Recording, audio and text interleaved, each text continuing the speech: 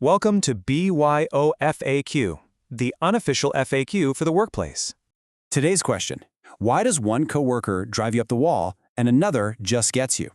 Well, the answer is 4 letters, and by the end of this, you're going to know exactly which one is you and how to work with the other 3. Just a quick disclaimer up front, this is purely a general educational commentary, so we aren't affiliated with any commercial assessment providers. But keep this central question in your mind as we go through this: which one of these sounds the most like me? Let's clarify what the DISC framework actually measures. It is not who you are deep down. It is exactly how you show up under pressure and deadlines, a snapshot of your behavior under heat. It is never a character verdict. Right, and before we break down the profiles, here are exactly 2 sentences of history for you. The framework dates back to the late 1920s, was commercialized decades later, and is now utilized all over the modern workplace. That's all the history anyone needs, so let's get right into the 4 types. First letter, D, dominance. We call them the commander. When you look closely at a commander's workplace dynamics, their absolute greatest strength is that they get things moving when everyone else in the room is just frozen in place. They're decisive and they're blunt. However, their blind spot is pretty significant. They can easily steamroll people. They frequently mistake speed for being right, and they routinely skip explaining the why behind their commands. If you need to work effectively with a commander, you absolutely have to adjust your approach. Lead with your conclusion. Be incredibly brief. Bring them options, not problems. Time to self-identify. Do you finish other people's sentences in meetings? Is your most common feedback to just get to the point? You might be a commander. You prefer the bottom line, never the backstory. To truly understand this behavior, it really helps to visualize a character anchor. For the commander, the perfect anchor is Logan Roy. He's the ultimate, blunt, results-driven force who commands the room and has exactly 0 patience for an inefficient process. Second type, I, influence, the entertainer.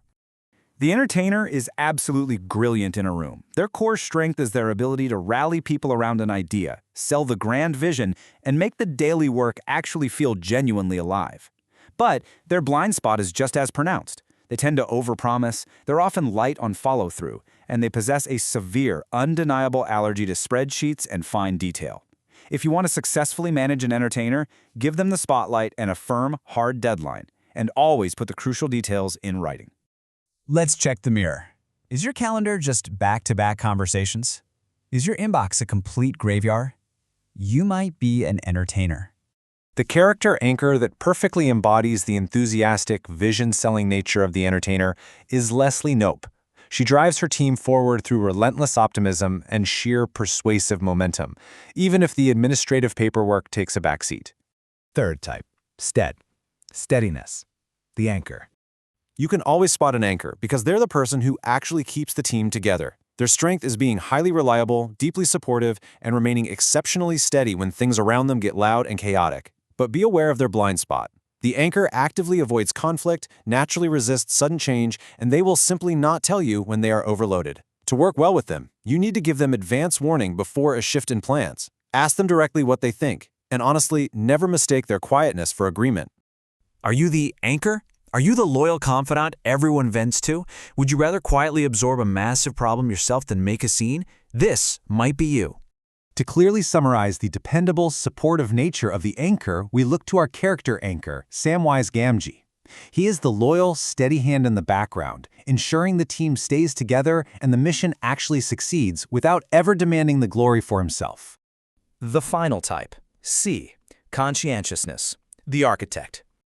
The architect is analytical, precise, and incredibly careful. Their workplace superpower is catching the critical error right before it ships and building systems that actually hold up under severe stress. But this comes with a severe blind spot: analysis paralysis.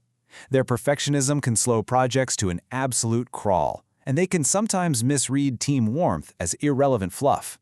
When working with an architect, give them hard data and plenty of time to process it. Expect a lot of questions. Above all, never rush them into a sloppy yes. Check yourself on this final type. Are you the color-coding perfectionist?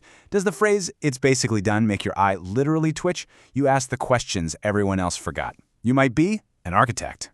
We anchor this highly careful, data-driven profile to the ultimate fictional architect, Sherlock Holmes. He observes every single detail, analyzes the raw data, and requires absolute precision to solve the exact problem in front of him. 70% anchor, 30% architect. This is the blend rule. Exactly. Almost nobody is just one pure letter. Most people are a dominant blend of two types, and those can shift depending on the context of the situation.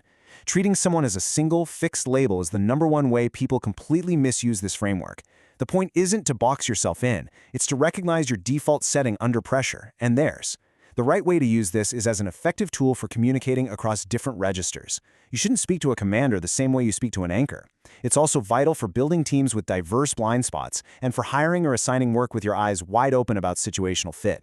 It is about understanding the environment a person needs to thrive, not labeling them as difficult. Let's set some strict guardrails, the 4 knots. This framework is not a measure of competence or intelligence. It is not a personality test or diagnosis. It is not a hiring filter to screen people out. And it is not your destiny. It is a snapshot people flex. Use the frame of fit, not fault. Do not weaponize a type in a conflict. That's the foundation. So, which one are you? Tell us in the comments, and we'll see you next week when we go deep on the first one, the high D. The commander? That's BYOFAQ for this week.